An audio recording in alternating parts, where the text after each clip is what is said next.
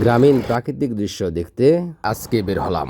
অসাধারণ গ্রামীণ প্রকৃতি, যেদিকে চোখ যায় মন ভরে যায়, চোখ জুড়িয়ে যায়। অসাধারণ গ্রামীণ প্রকৃতি।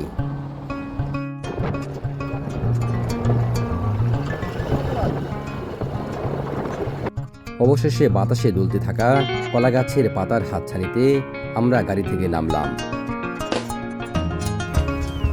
ভালো আছেন? কি করতে কাজ করতেছেন না? এই কাজ করে দাও, মন ভালো লাগে না?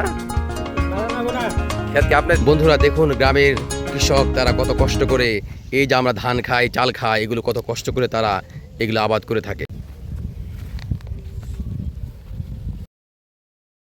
প্রিয় দর্শক, দেখতেই পাচ্ছেন লোকটির বয়স হয়ে গেছে অনেক, দাড়ি সাদা হয়ে গেছে, দাঁত পড়ে গেছে, তবু যেন তার কর্মে কোনো ক্লান্তি নেই।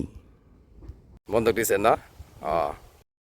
সব সাধকের বড় সাধক আমার দেশের চাষা, দেশমাতারই